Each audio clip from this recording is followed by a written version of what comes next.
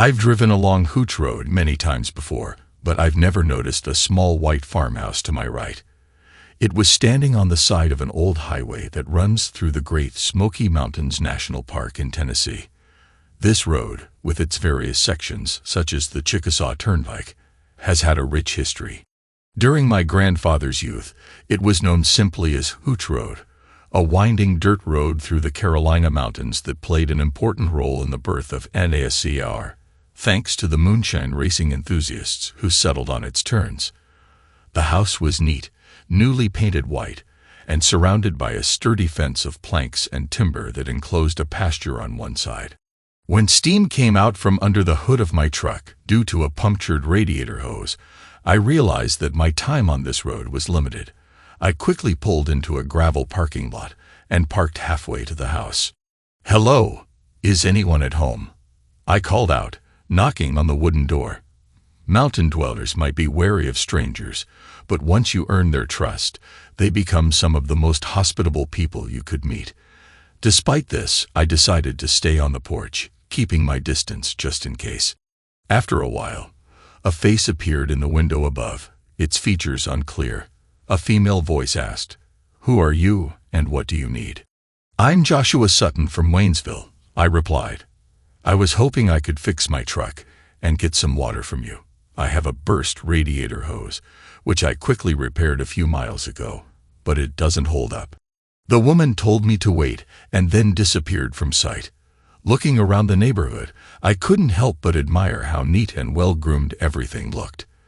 The nets were intact, the porch was painted with fresh paint, and there was a wonderful garden on the side of the house. As I headed for the door, I was greeted by two imposing German shepherds who stood silently and obediently next to their owner. "Behave yourself, and the dogs won't bother you," the woman assured me, opening the door and gesturing for me to enter. "Come on in. Can I get you something to drink?" "Can I have a glass of water, please?" I asked. "Are you from the Sutton family of Sandy Hollow?" she asked. I shook my head. "No, ma'am. As far as I know, my ancestors are from Waynesville, and we are not related to Sandy Hollow. But I suppose anything is possible." The woman brought me water and offered me to sit down, her dog watching me closely. The refreshing cold water satisfied my parched throat, and a light breeze from the fan dried the sweat on my shirt. "My name is Sandra Dresser, and these," she pointed to a pair of dogs sitting next to her, "are Samson and Delilah. Nice to meet you. I was wondering if you have any materials that I could use to create a pliable tube that looks like rubber. I saw a group of vintage cars in the field over there." "Oh, don't be shy. Take whatever you need if it helps you," Sandra said. I thanked her and carefully got up from the table, trying not to scare the dogs. Despite my efforts, they stayed on all fours until Sandra ordered them to sit down, and they obediently obeyed. As we walked out the door with the two dogs, I couldn't help but admire Sandra's figure. Coming down from the porch, she looked to be about 30 years old, with long dark hair pulled back in a ponytail and tucked under a cap. She was wearing work boots, skinny jeans, and an old t-shirt, and her eyes were bright blue. Grabbing tools from my truck, we headed across the pasture to a group of old cars parked behind a dilapidated barn. I rummaged through the collection and found some flexible steel and rubber hoses, as well as clamps to temporarily fix the car. An hour later, my truck was ready to go. Evening was approaching, and she suggested, "It's time for dinner. Why don't you go inside, clean yourself up, and eat before you continue your journey?" Her invitation was filled with genuine warmth. I hesitated at first, but eventually my rumbling stomach convinced me to agree. The alluring aromas wafting from the kitchen were irresistible, and I couldn't resist. Sandra did not disappoint, serving an appetizing dish of smoked pork chops, creamy mashed potatoes, fragrant collard greens, and spicy black-eyed peas, accompanied by warm, moist cornbread. To top it all off, she treated me to a delicious bread pudding and steaming hot coffee. "Sandra, that was the most delicious meal I've eaten in years," I complimented. "Nothing unusual," she tried to downplay it. "I don't have many guests, and I like to cook, so I think you came just in time." She fed a few pieces to the two dogs, who were looking at me the whole time I was there. They quickly devoured the food and continued to sit with their tongues hanging out. "By the way, what are those old cars near your barn? If you want to sell a few of them, I know a couple of people who might be interested." After a brief glance at me, she said, "They actually belong to my ex-husband. They've just been standing here since he left. A Fairlane and a Ford pickup truck. You can make good money if you decide to sell them. He hasn't been here for 2 years, and I think we need to do something about it," she admitted. "A year ago, a man from Knoxville came to us and tried to buy them at a very low price. He thought I was gullible, but I didn't fall for it and sent him away," she reminisced, a smile spreading across her face, lighting up the whole room. I helped her clean up after dinner, and when I was done, I realized that it was time for me to hit the road before it got dark. Although I had only met this woman a few hours ago, there was a charming politeness about her. As I was preparing to leave, I felt a little disappointed. "Miss Sandra, I have a friend who would be very interested in buying your '57 Ford if you're going to sell it. I'll be happy to let him know. Here is my business card. Feel free to call me. I will be happy to come here again in the future," I said, handing her my card. I think she understood that I was hinting at a return visit, but for now, she left the decision to her. After shaking hands kindly, I started the car and drove back to Hooch Road. As I drove along Highway 320-25 toward Pittman Center, I couldn't stop thinking about the beautiful woman in the white farmhouse. She informed me that her ex-husband had left 2 years ago, just at the time when I became an ex myself. Every day, I think about the past, about how bad it was, and how good I felt back then. Unfortunately, the wrong people keep reminding me of this. My marriage to my ex-wife lasted 5 years before she left. I always thought it was a good 5 years, and June still holds that opinion. But it's been a long time since we first met. Back then, she was just a 19-year-old waitress at a diner, and I was a 23-year-old handyman who was trying to make ends meet by transporting truck parts across several counties. Despite financial difficulties, I managed to cover all my expenses. On the other hand, June could afford to pay for the car while she lived with her parents. It was at this time that I plucked up the courage and asked her out on a date, but she rejected me, saying she was already dating someone from Asheville. She didn't realize that she was just a casual fling for the drum circle statue and nothing more. When I stopped by the barbecue bar later, there was a break in their relationship. I took a chance and asked her out again, and this time, she agreed. We had dinner together, had a beer, and went to the violinist show in Maggie Valley, where we had an amazing time. It was so pleasant that we repeated it several more times. All in all, it was an unforgettable time. A few months after I proposed, we tied the knot in a beautiful outdoor ceremony next to a charming old country church in Sunburst, North Carolina. A year after that, we managed to save up money and buy a gorgeous white frame house on a few acres south of town. There was nothing extravagant about it, but there was a place for a garden and a barn where I could work on my projects. At that time, we didn't have children yet, and June combined working at a barbecue cafe with classes at the local community college. For several years, I was constantly on the move, delivering and taking orders, sometimes staying overnight in Tennessee. This continued until June graduated from high school and got a job as a shift nurse at the local county hospital. I continued to make daily trips and eventually got promoted to regional manager, which did not greatly affect the time spent on the road, but increased my salary thanks to commissions from all sales. Since we both worked full-time and June worked shifts, we had to cherish the time we could spend together. During the week, she usually had to take turns every weekend, and every 12 weeks, she switched to night shifts with a 12-hour shift. The only positive thing was the salary increase. Over time, she began to earn almost as much as I did, which allowed us to double the payments for the house. On weekends, when her schedule allowed, we visited several nightclubs in Asheville, along with several other couples we knew. Gradually, some of her colleagues began to join us, resulting in a weekend party consisting of about 12 people who got together quite regularly. We often visited the dance hall on Patton Road in Asheville. It was a cramped and narrow room that comfortably accommodated many people. As a rule, we came in pairs. Most of us were married. Throughout the evening, like June, I danced with different people. I didn't see anything wrong with that because usually people dance with friends or acquaintances from school. I did the same thing as June. As I said, everything was fine. We left with the same people we came with. But as it often happens, there will always be someone or something that will ruin everything. A few months after we started going to this place, I always danced with a girl from our band named Terry, who was June's colleague. She kept taking us to the other side of the dance floor, but I didn't think much of it at the time because I was generally naive. When the next music track started playing, she snuggled up to me in a slow dance. We're far away from our table, in the corner of the room. I thought, "Jesus, Terry, what are you thinking about?" I asked. "Nothing you don't already want," she replied with a seductive smile. As a young man dancing with a beautiful woman who smelled amazing, my blood boiled. But despite the temptation, I was happily married and promised to be faithful. "Terry, I'm devoted to one woman," I insisted. If June hadn't been there, we probably would have been at my house next week.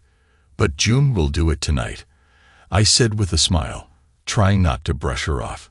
She just smiled back and replied, "Oh, someday I'll have the opportunity." We moved on to another topic and finished the dance, after which I returned her to the escort, a man named Ham. June and a few other people were still dancing, and looking around the dance floor, I noticed that she was dancing very close to a man I didn't recognize. He whispered in her ear, making her smile and laugh. Suddenly, he grabbed her, and she seemed to like it. I briefly thought about joining the dance, but then I remembered Terry. Looking back, I realized that I should have intervened, but that moment had already passed.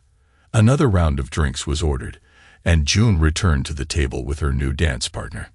I pretended I didn't know when she introduced him as Charlie, a school friend before his family moved to Asheville. I immediately disliked him, most likely because of where he put his hand. His smug expression, and the way he looked at me with his hand on my wife's shoulder, also contributed to this. But when June noticed my reaction, she took his hand away, and eventually he left after a short exchange of opinions. I wanted to contradict him, but I kept my composure. The conversation on the way home was predictable. "Do you let every man touch you when you dance with him, June?" I asked. "No more than if you were touched by a girl," she replied, surprising me.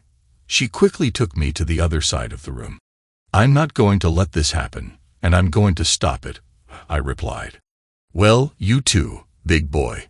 Are you jealous every time a man thinks he has a chance at the impossible?" June replied. She chuckled, easing the tension in the room. "Charlie has about the same chance of getting me into bed as Terry," she said confidently, and she was right. After it was getting close to midnight, we decided to leave for the night. When we got home, I managed to have a good time with her. Everything went well. For the next few months, we met regularly, distributing the duties of drivers among ourselves. One Saturday night, I found myself one of the few men in a group dominated by women. 4 men from our company were unable to attend the weekend meeting. June and several of her friends were enthusiastically drinking tequila and thirsty to get drunk. June's tendency to lose all her inhibitions when drinking tequila was well known. This meant that she would have to be tinkered with. I tried my best to keep up with her and dance as much as possible. The dance floor quickly filled with other girls, including June's friend who was supposed to keep an eye on June and the rest of the group.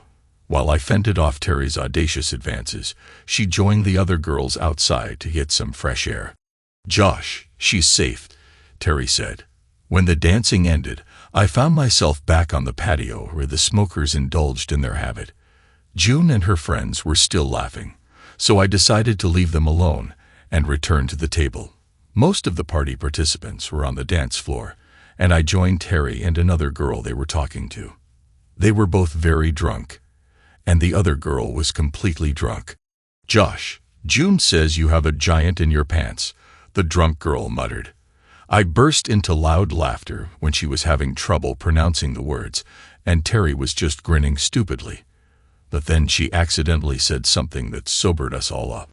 I was the only one at the table who didn't drink too much. Drunk people find everything funny and don't have a filter. "It's not fair that she has two, and we don't have one," she complained. They thought it was funny and started giggling. But soon Terry realized the gravity of the situation.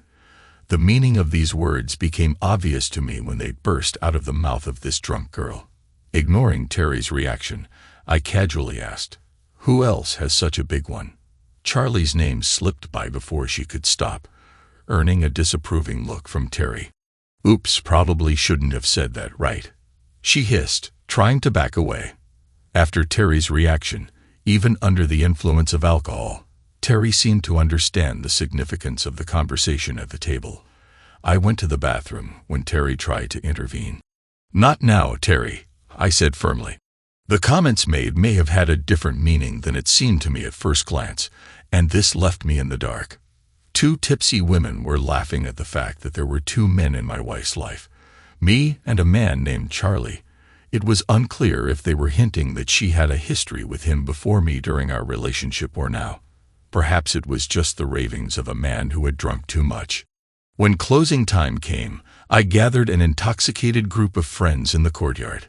The two of us appointed drivers, loaded everyone into 2 cars, and set off. When June and I arrived home at 2 o'clock in the morning, I had to drag her to bed like a sack.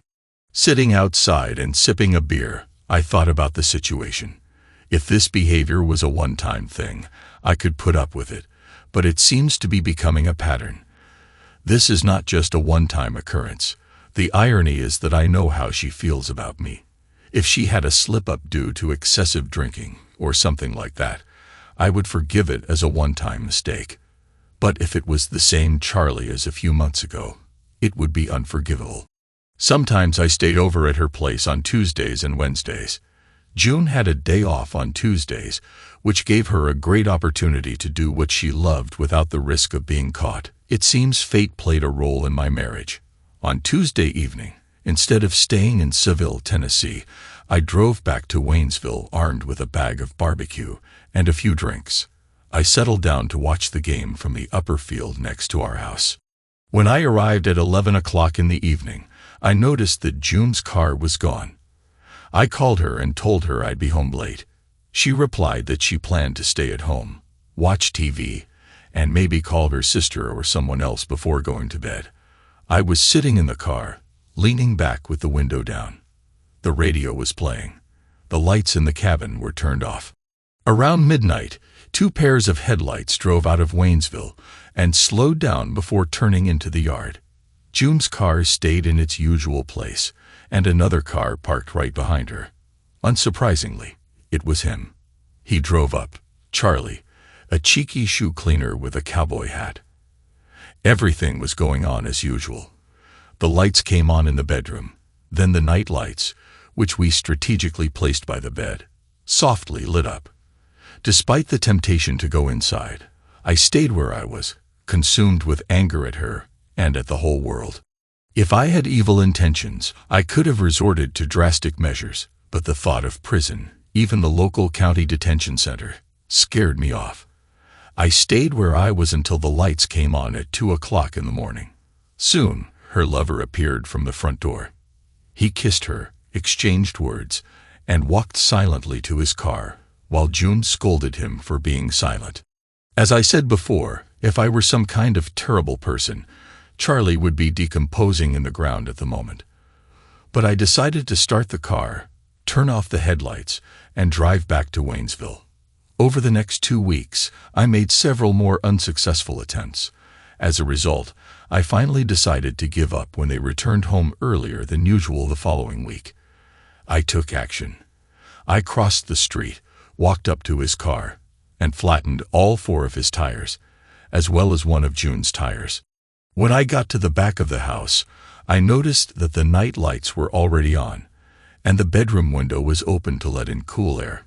Quietly entering through the back door, I turned on the video recording function on my phone and headed to the bedroom. Turning on the light, I met their surprised looks, which were truly priceless. "It seems like a pretty brave thing to do," I told them both. He staggered aimlessly, not understanding what was going on around him. June was clearly shocked to be caught, and sobbed uncontrollably. I gestured at the gun on my belt and ordered him to leave immediately. Hastily grabbing his clothes, he rushed past me, desperately trying to escape. When the door slammed behind him, he let out a scream. "Oh my God, my car!" he shouted, realizing that his tires were cut. Without looking back, he disappeared, never returning to the house. "Josh, let me be clear. I understand that there are many excuses for the behavior of all participants, but in the end, when all is said and done, there comes a moment of realization that is shocking," June pleaded. "Please be quiet and listen to everything I have to tell you," I replied. "Just tell me one number. Tell me how many times it has been pleasant for you to communicate with this person." "Josh, I'm begging you to listen to me," she begged. "Just one number." "How many times?" I repeated. "I will ask you over and over again until you answer." "Just once, I swear," she exclaimed. "Thank God," I muttered, leaving the bedroom and heading to the kitchen for a cold beer. The floor creaked softly as I looked at her in a worn pink robe. After finishing my drink, I opened another one and went outside. The jerk was gone, his car with 4 flat tires glistening in the moonlight. I chuckled to myself, feeling satisfied with my manhood. A few weeks ago, I had already let out all my tears. Now it was necessary to focus on the task at hand. I took my truck out of the field and parked it behind the house, considering my next steps.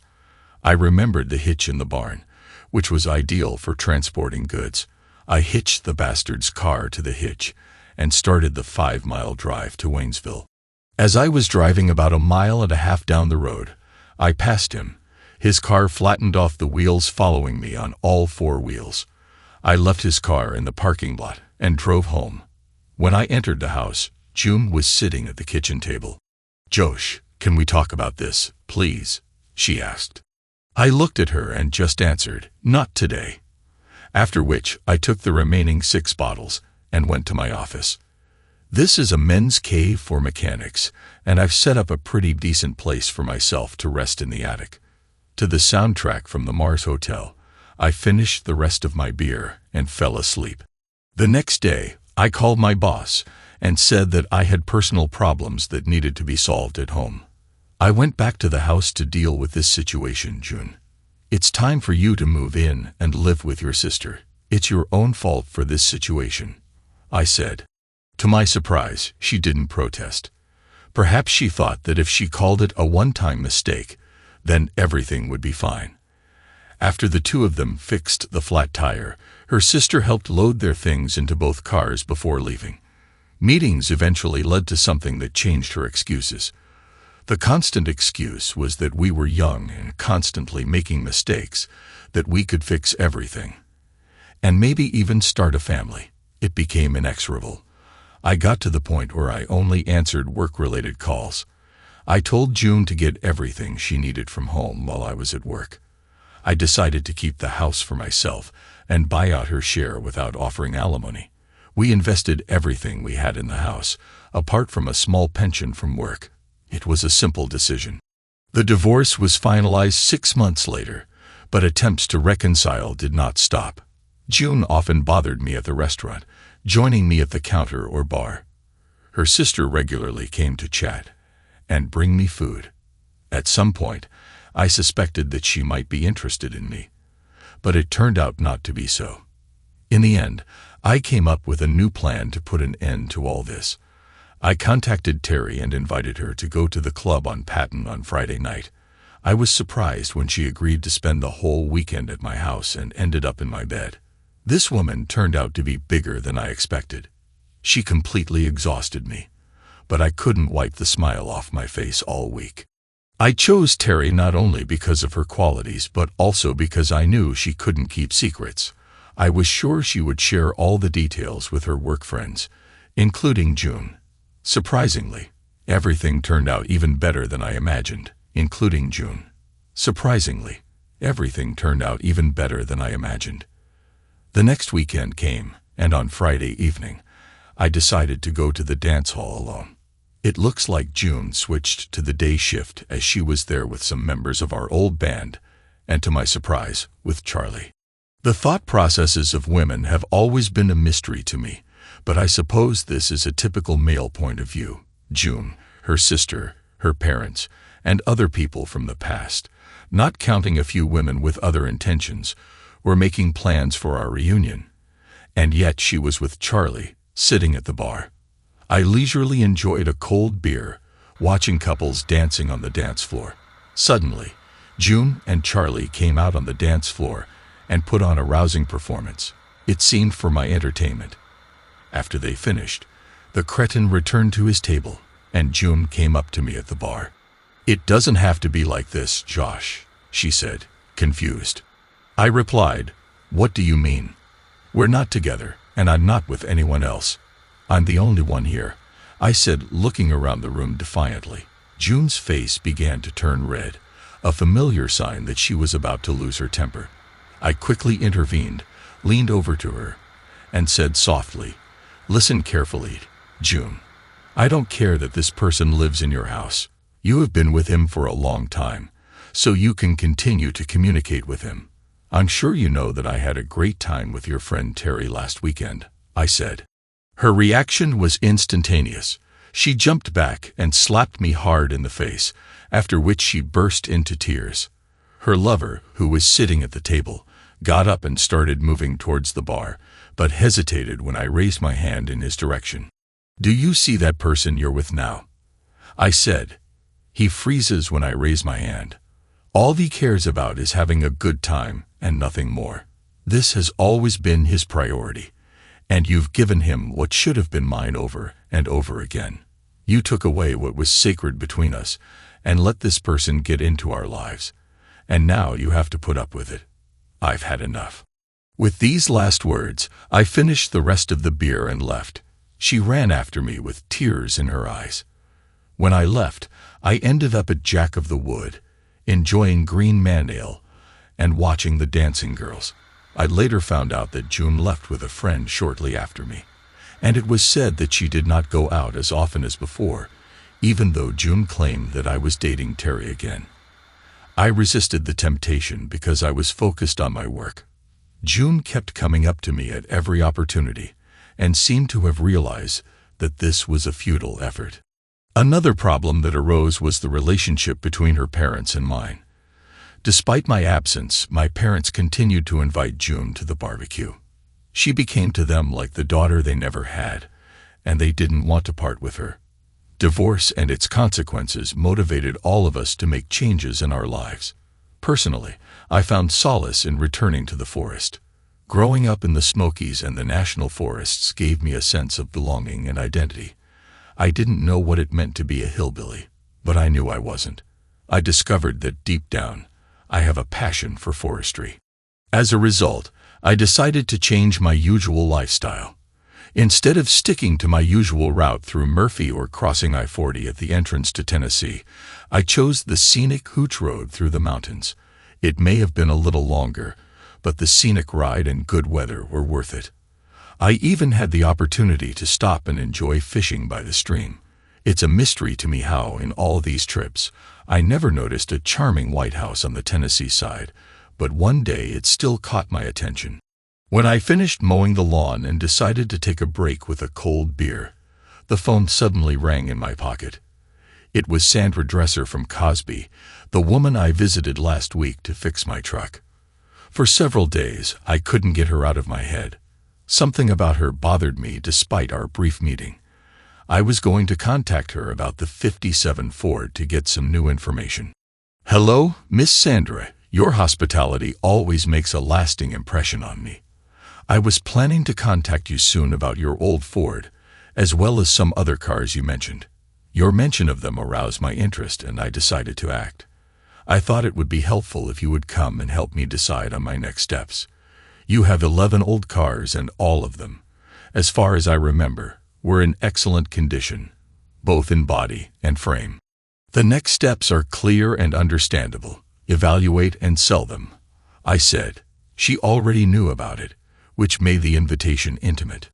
I'm going to go there next Thursday, but to be honest, I don't mind going for a ride in the mountains tomorrow, because Sunday promises to be wonderful, I said, offering the suggestion optimistically and with faith.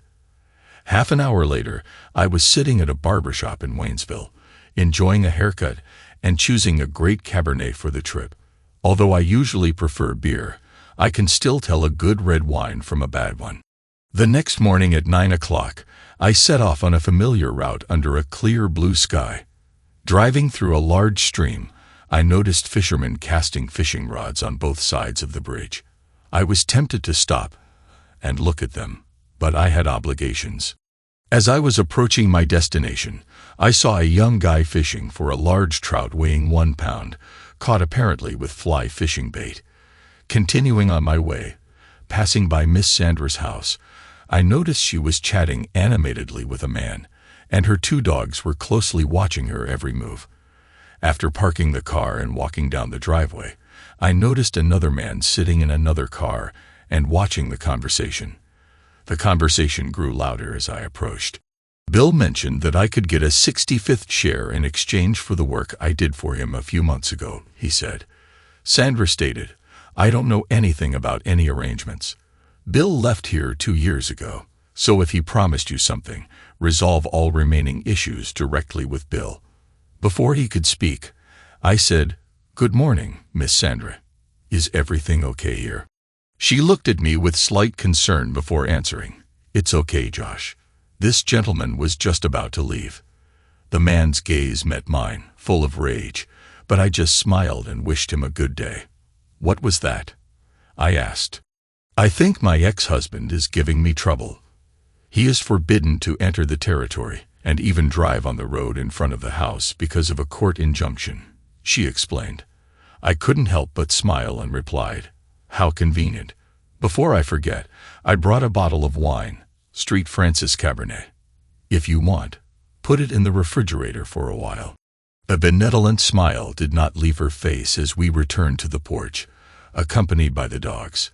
When the wine was safely stowed away, we sat down in an armchair and discussed the collection of old cars near the barn. Among them were the 57 Ford, the 65 Fairlane, the 67 Barracuda, the 69 Olds 442nd, and the 48 Caddy, as well as several other inconspicuous sedans. It was a pretty valuable hiding place, especially if she could get a fair price for them. I mentioned that I know someone who would be interested in paying a good sum for the 57 Ford. I think in the current state, you could get from $8,000 to $10,000 for it. I informed her. Let them know that I'm interested, she replied. We continued to discuss the details, and I decided to contact a person in Civil who specialized in selling such things. I was hoping he would help sell it on commission to ensure a good price. When everything was settled, I was treated to a delicious fried chicken dish with all the necessary seasonings.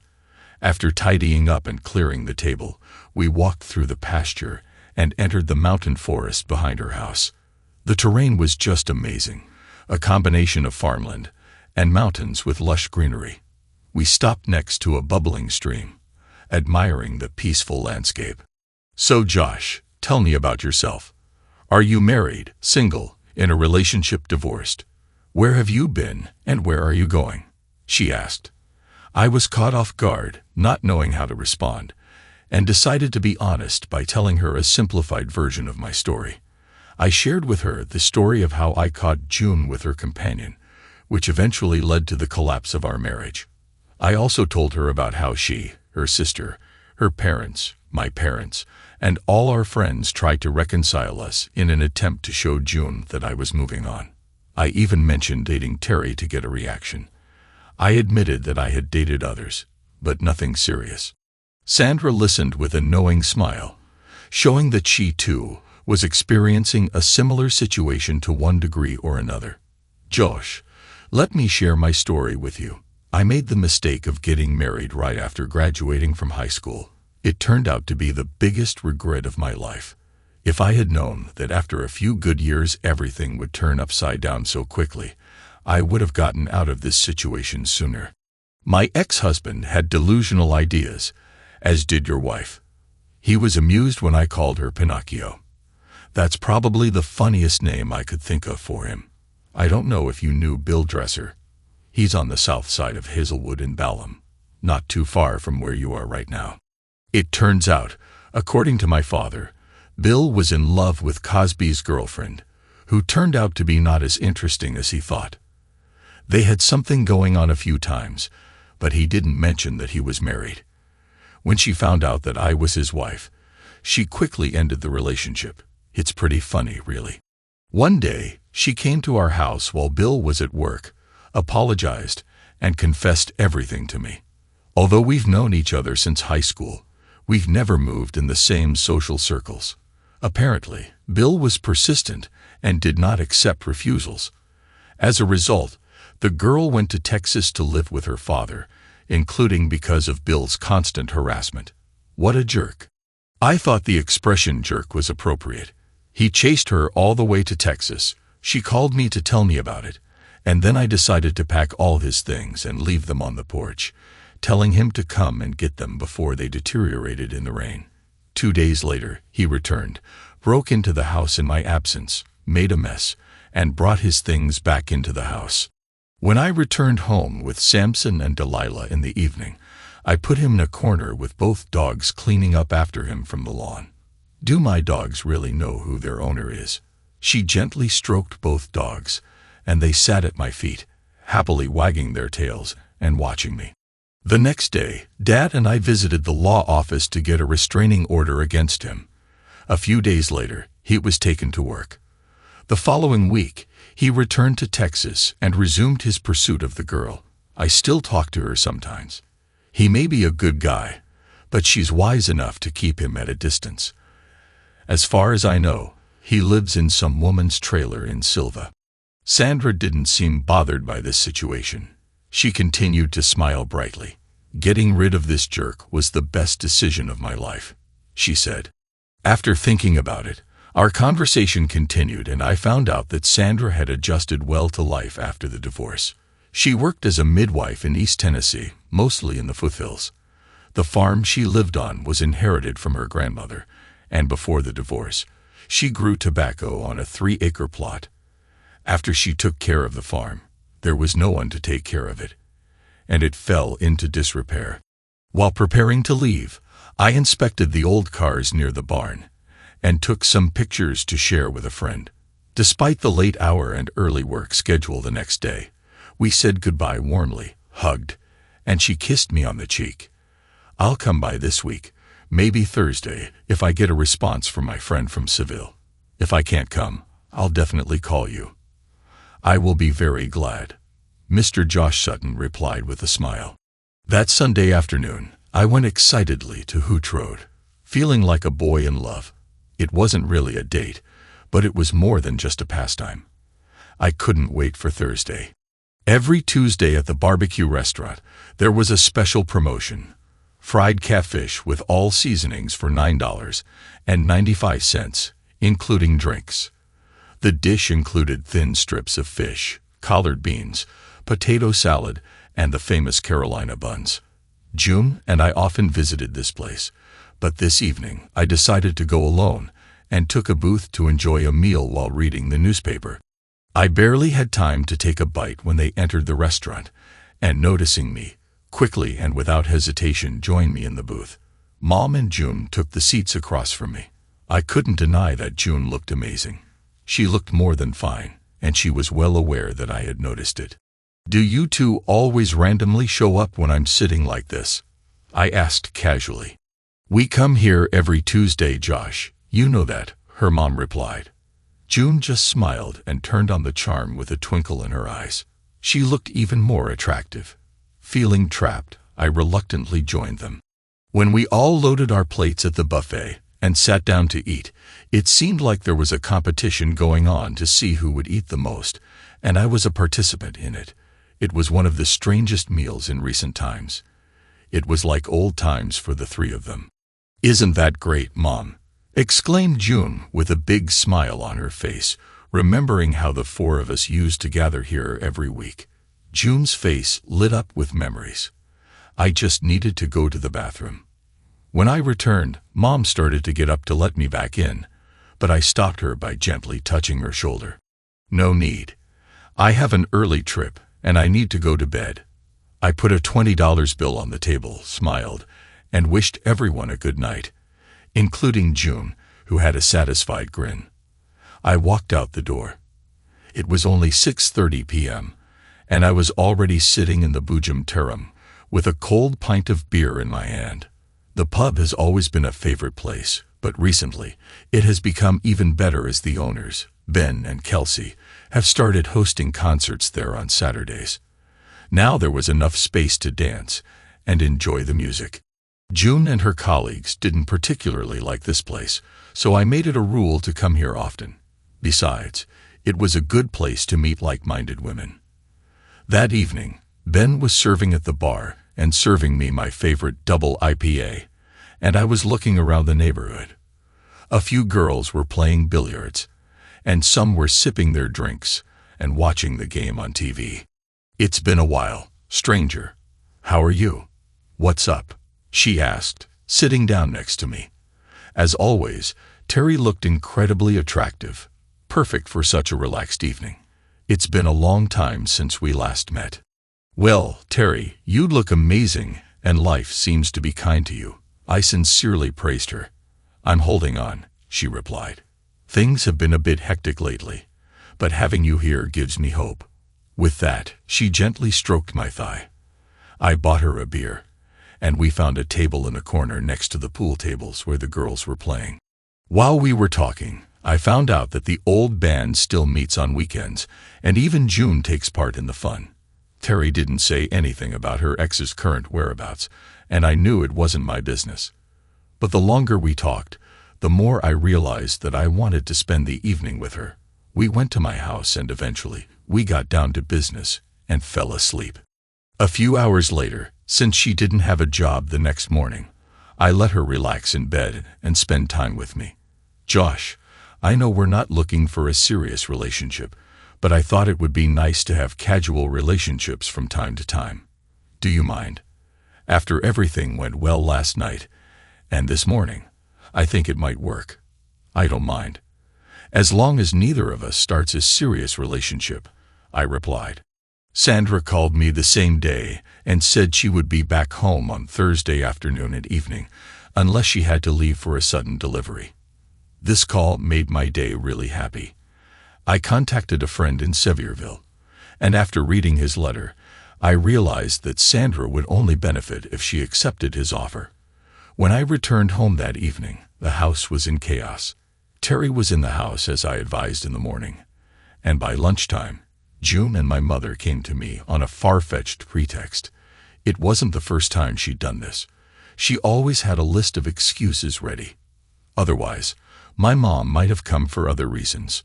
It was obvious that Terry was here for a reason, regardless of my presence. June seemed disoriented by the unexpected appearance of another woman in the place where her house once was. But despite my mom's attempts to act as a mediator, the two seemed to have a fight. Fortunately, apart from disheveled hair and smeared makeup, no one was seriously injured. The pot with the plant was overturned, but the physical damage was not limited to this. Half an hour later, Mom, Dad, and June drove up to the house while I was waiting for them to come in. I broke my neck. Mom spoke first. "Josh, I do not know what kind of household you run, but allowing guests to come and go at any time is unacceptable." The father remained silent, realizing that it was better not to interfere. I looked at June and then back at Mom, looking at her questioningly. "So, how old am I, Mom?" "You're 30, she replied. "And how long have I been living on my own?" "Since you turned 19, I think," she replied. "That's right. Since I was 19, I confirmed. And I've been living in this house since I was 24, right? She nodded in confirmation. Am I a married man, Mom? Well, you were, and you should be, she replied. I interjected. I was really married before, but not now. Do you understand? Now let's move on to the next question, Mom. Who are these guests you were talking about? As far as I know, there was only one living in this house, and I found her in bed with another man. So, who are these guests running around my house? I'm interested to know. My mom and June were sitting on the couch in shock and couldn't speak. My father started to say something about not talking to my mother like that, but stopped before she could get into any more trouble, and I continued talking. Let me tell you frankly about some things. In fact, this house belongs to me. At the age of 30, I am not married and do not lead a religious lifestyle, so from time to time, I like to have fun in the company. Then June cried out with tears in her eyes, "You can always take me with you." I giggled and took another sip of my drink. I replied jokingly, "You've already been to my place once, and look how it turned out." Having set some boundaries, I firmly stated, "Okay, here's what I don't want. Anyone to enter my house when I'm not there." I didn't think about it before, but now everything is clear. If I can't trust you, I'll change the locks. If you don't like my guests, please don't hesitate. Come back another time, and we can roast hamburgers together. But if an attractive guest appears in my bachelor apartment, imagine how awkward it would be if my parents try to interrogate her. I grinned at the three of them.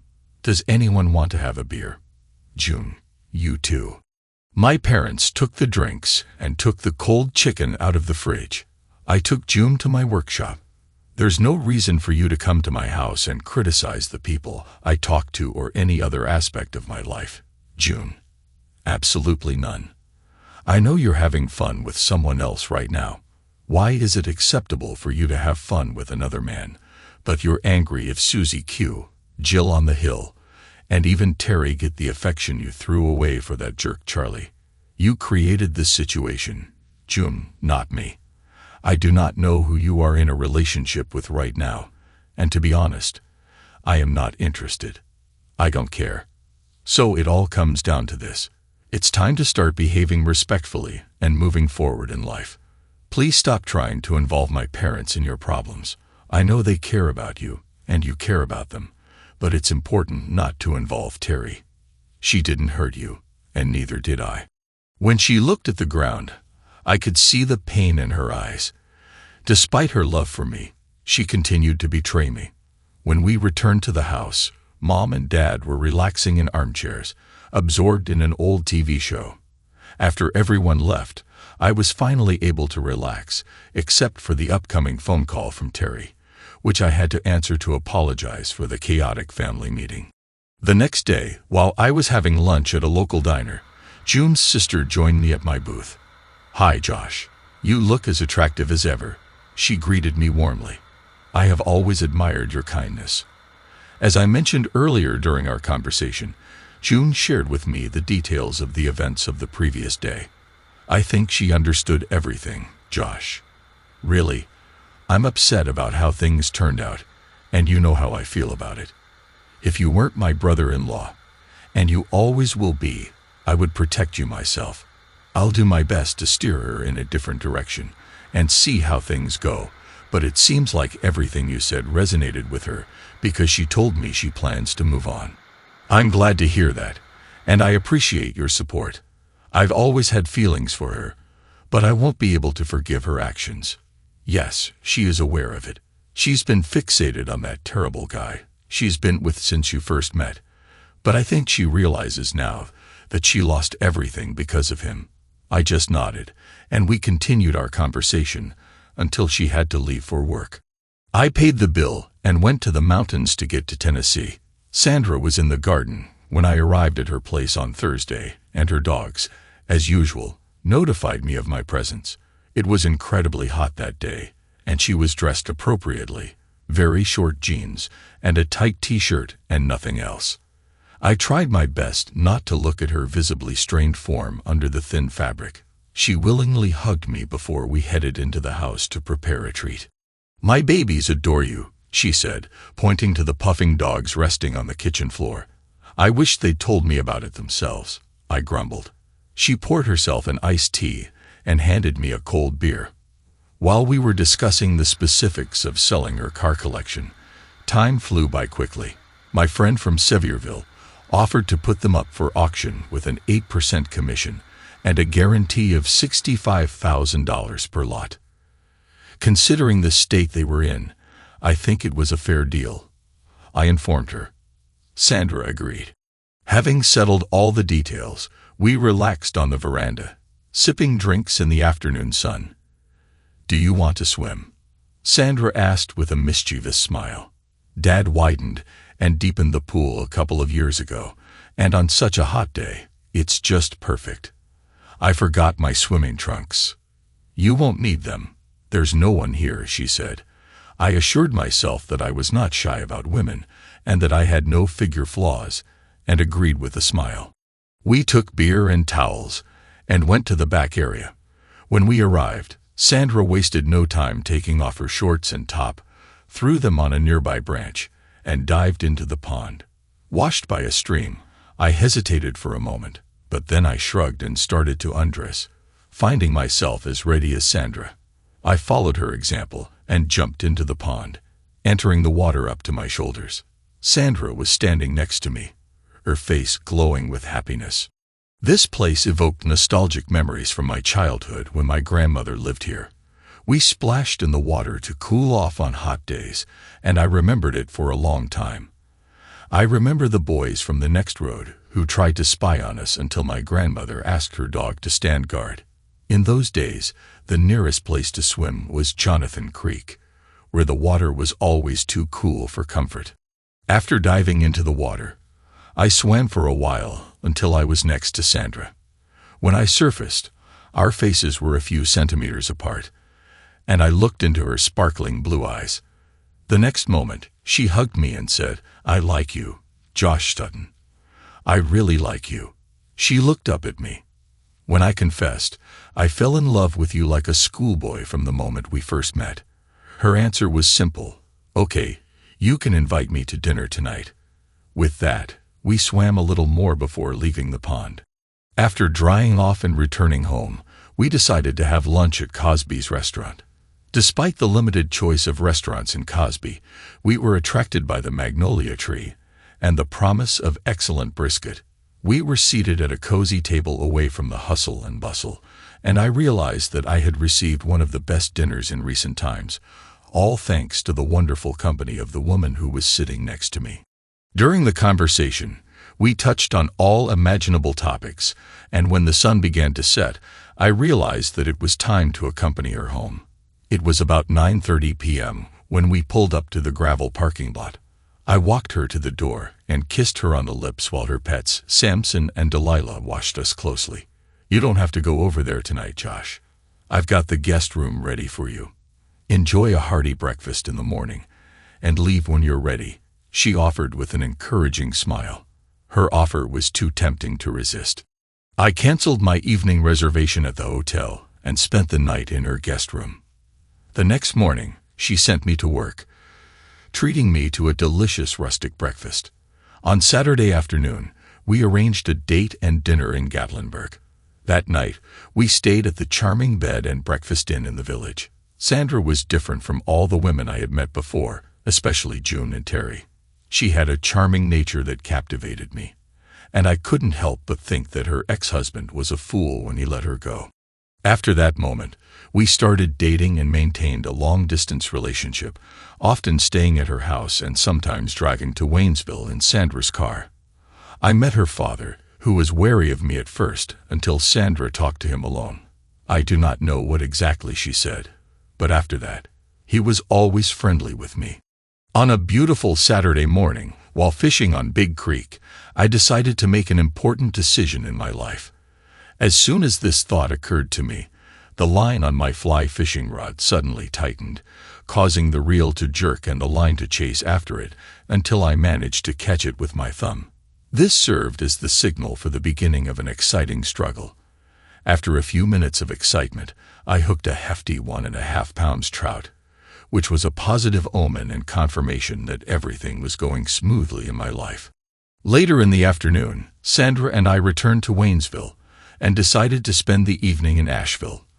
We ended up in a dance hall on Patton, a familiar place where I often spent evenings with my friendly group of friends. Due to my new relationship with Sandra, I didn't see my friends that often, including my friend Terry. But by the will of fate, I ran into them that evening. Terry was there with her new partner, as well as some familiar faces from her past, including colleagues from the hospital where Terry and June were still working. I noticed Terry at the other end of the room, surrounded by old friends and acquaintances. June seemed pleased with the company of a man I didn't know. Even though she was trying to move forward with her life, she still found time to apologize for the fact that our marriage had broken up. My parents continued to accept her as a member of the family, which, as it seemed to me, did not touch me at all.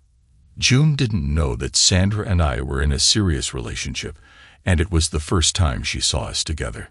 Sandra and I were dancing and chatting at the bar when June came up behind me. "Hello, stranger," she greeted me. When I turned to face her, I said, "Hello, June. You look great." I looked around the room for her companion. "You're Josh, too," she replied. "Your parents told me you're doing well in Tennessee. I am sincerely happy for you." I introduced her to Sandra, noticing the notes of sadness in her eyes, which she skillfully hid. We exchanged a light hug, after which she returned to her company. Suddenly, I felt a sharp blow to the head, which made Sandra scream, "No, Bill, don't do that." But it was already too late. He swung at me again, and I hit back with my right, knocking him to the ground. Sandra started crying, and June suddenly rushed to help the man lying on the ground. "Jesus, Josh, what were you thinking?" June exclaimed.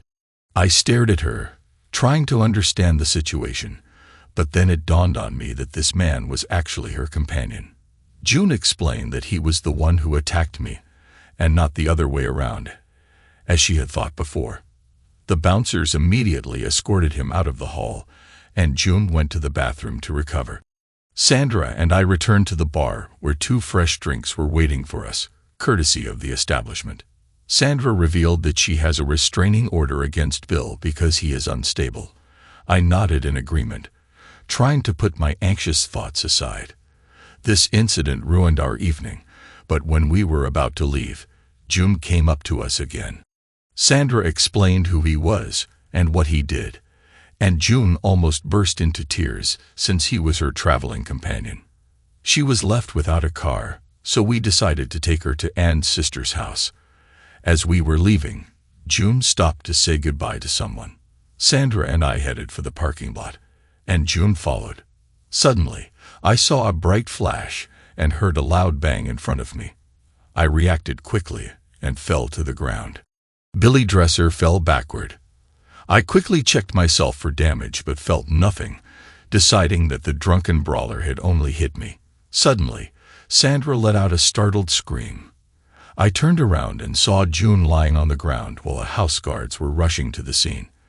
I knelt down next to her and saw that she was still breathing, barely regaining consciousness. Time seemed to freeze as if I was watching the unfolding events from the sidelines. The woman asked me to get out of the way and began to provide first aid. After a few minutes, which seemed like a moment to me, but were actually a few minutes, an ambulance doctor arrived and took over. June was taken to the hospital, and we followed her. It occurred to me to contact and inform her of the situation and ask her to join us at the hospital. When it arrived, June had already been taken to the operating room. We sat anxiously in the waiting room and waited for news. After a while, a nurse appeared and informed us that June was still undergoing surgery. It would be some time before they could report her condition. At that time, her condition remained critical. I left Sandra to go get some food, and when I returned, I found them standing by the window with their hands clasped. I looked confused, but after we managed to get some food for her, we all gathered nearby to wait for the operation to finish. 3 hours later, The doctor appeared to inform us about June's condition. She is currently in the intensive care unit, and apparently she will be able to survive. The full extent of her injuries will be known only after she wakes up from the artificial coma necessary for the healing of the body. The bullet shattered on impact. Some fragments grazed the medial temporal lobe, which could potentially affect some aspects of her memory. But apparently, her motor functions were not affected, which was demonstrated during the operation. More detailed information will be provided in the coming days as her condition improves. We were given some time to sit with her, and Sandra and I comforted a distraught June. The next day, the doctors gave her parents the latest news, which matched the information received the day before. June was in an artificial coma for 4 days. When she finally woke up, her parents were by her side, and the first person she asked to meet was me, and brought me up to date before I visited June at the hospital. Despite a slight opacity in her right eye, which doctors say will improve over time, June has demonstrated good speech and hearing abilities. She has partially lost her memory and does not remember how and where she was hurt and by whom. "Josh, you have to be ready for this," she told me. "She thinks she's still married to you, as if nothing has happened in the last few years. She even thinks that you are planning to start a family together. As a result, you may have to postpone these plans for a couple of months." I didn't know what to do next and even thought about going to the hospital, but Sandra, in her wisdom, refused to listen to any suggestions. She escorted me to the hospital but stayed in the hallway while I went upstairs. June looked unwell, but she was already awake and resting. Her parents had just left the room and were by her side. Without delay, she asked, "Josh, where are my wedding rings? I remember putting them on yesterday morning before all this," and looked at me with a mournful expression, seeming to expect an answer from me as if I were still her spouse. I didn't know what to do. The thing was, I was in love. The wedding ring was in the dresser in my bedroom, waiting for the moment that I hoped would come in a few days. "June, do you know what date or year it is now?" I asked quietly. "It's probably July of the year 2012, she replied, confused by the doctor's contradictory information. I turned to her, who was avoiding my gaze with tears in her eyes. "June, don't worry about your things right now.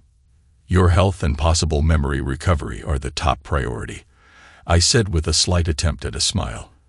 But my worried look overshadowed her.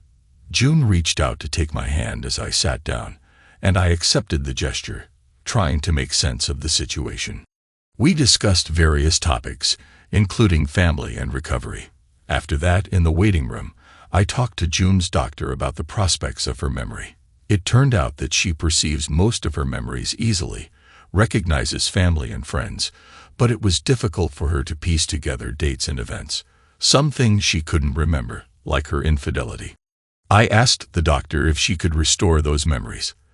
The doctor explained that it was difficult to predict, suggesting that memories could be triggered by a certain person or place. The doctor could not tell her how to live on, saying only that it was unknown whether these memories would return to her. In any case, the probability of this was 50-50. The decision was hers to stay in the same place or maybe take it all back. It was unclear. After expressing my gratitude to the doctor, I hugged him warmly. I confessed to her that I had planned to propose to Sandra on the night of June's incident, but I didn't have time to. To my surprise, she told me that Sandra had already confessed my intentions to her. It seems I wasn't as secretive as I thought. In fact, I've already made a decision. All that remained was to go downstairs and start acting. The couple rode a Can-Am Spyder F3S along the gravel path near the old house. The wind ruffled their hair and raised a cloud of dust. When we arrived at the bridge over a large stream, we decided to stop for a rest, to stretch our legs and try our luck in catching a large brown trout. To our surprise, this elusive fish still swims in those waters to this day. It's been a year since June was injured, and Bill Dresser ended up in jail after our confrontation in Asheville. As a result, I sold my house in Waynesville and got the opportunity to work in the regional office in Cosby, which I did willingly.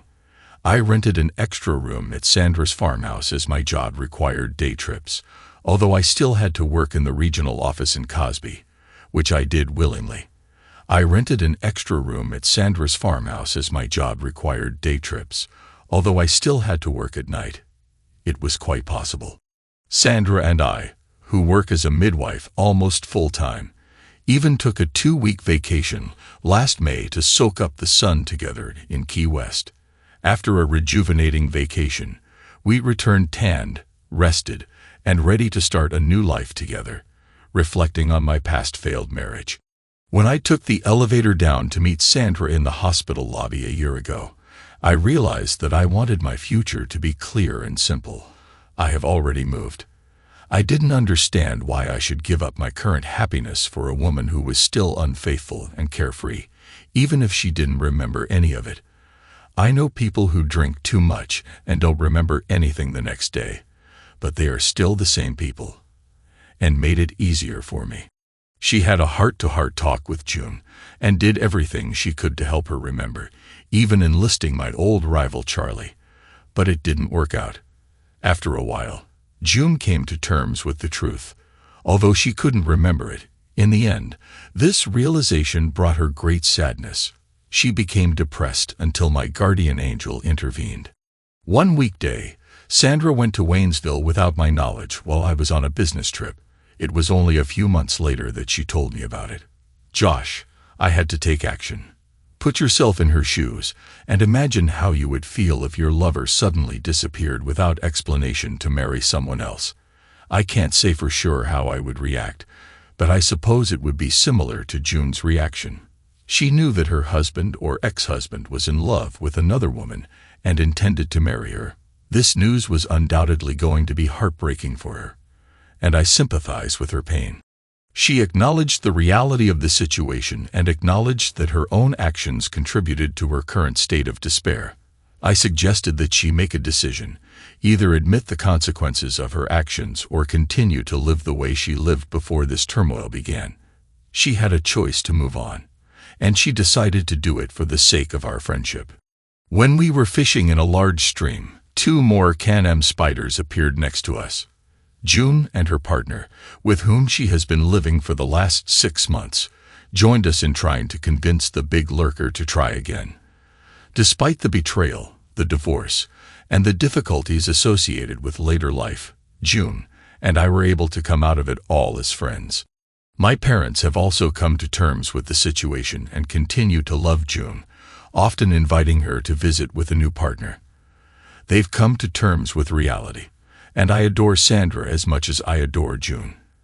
At the moment, my life is going well, and the only thing I'm worried about is how to accommodate the addition to our family in the limited space of our 2-seater Canyon.